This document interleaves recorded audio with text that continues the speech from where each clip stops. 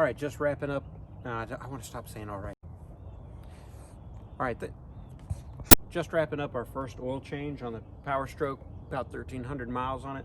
I wanted to show you folks, you can see both the oil drain and the filter both right through here.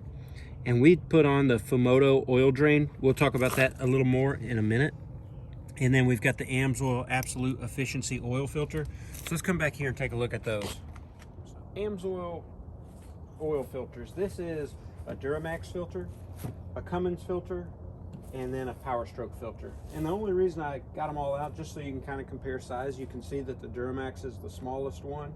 I'm not trying to indicate that that's bad. I do like more filter media, but I'm not trying to say that's terrible. But this just gives you a chance to see them all equally.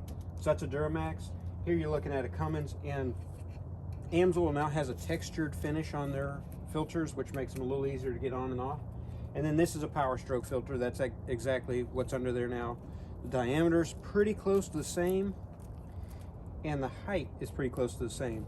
So the only big difference, I think, is the thread of the two. So anyway, that just gives you the kind of an overview of all of them. These are all 25,000 mile filters, provided you don't have fuel dilution. That's a whole other topic. The oil we're running in this is the 10W30 Signature Series. This is the max duty. This is our highest tier oil. This thing holds 13 quarts, so that's 3 gallons, and then a little bit. This is actually what we have left over. And talking more about the Fumoto we have on here is the F106S, which stands for short nipple. So F106, it's a M14 by 1.5. So the OEM, you've got just a regular drain bolt with a gasket on it. That's a 16 millimeter, and nothing in the world wrong with it.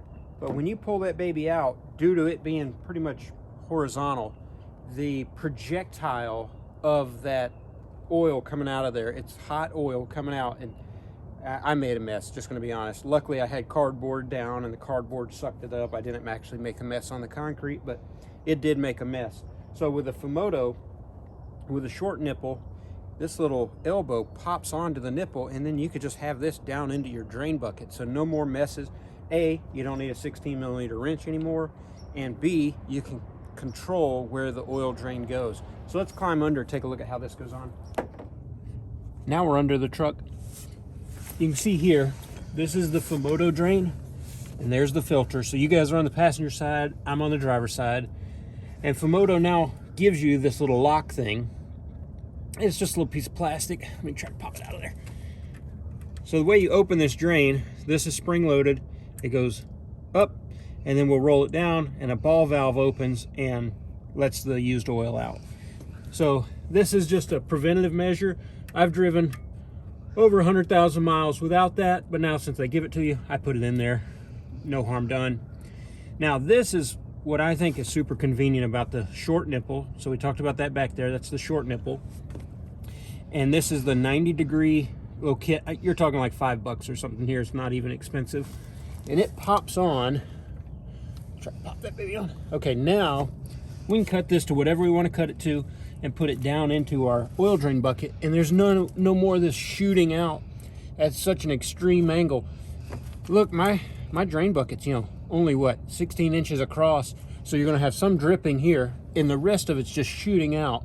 So this way here, I have a whole lot more control. I don't need a wrench anymore. When you put the Fumoto in, I use a 19 or a 3/4. Since they're made in Japan, it probably actually is a 19.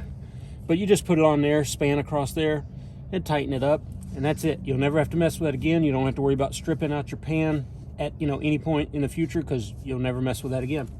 So you would just pop this on for your oil change, and you have control over where it goes. It's nice and easy. I'm very happy with those. So I got one more thing to show you. Let's step out. The last part of this video, this is super overkill. I know it. I just think they look cool myself. Have you ever seen one of these things? It's a wheel check. I think it's wheel-check.com maybe. The part number that fits the F450 is a WLCH-I, WLCH-I.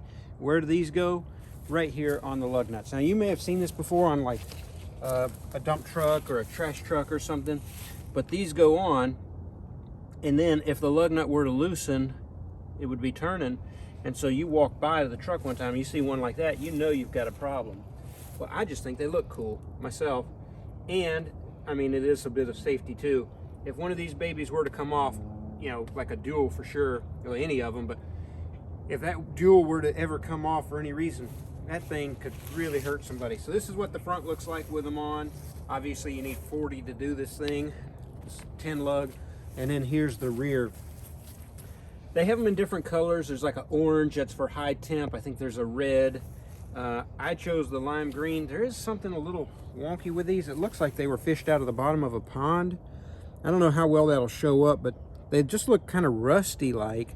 If you wipe on it, it'll come off, but some of the green's coming off too. So the jury's out on how these things are really going to hold up. But I think they look cool. I will be the first to admit that they're overkill, but what daggum, they just look beefy. It makes it look more like a semi-truck, so I think it's super cool. Well, anyway, that's everything. That's our oil change, that's our Fumoto, that's the oil that we're running in ours, and it's the wheel checks. All wrapped up. Thanks for watching.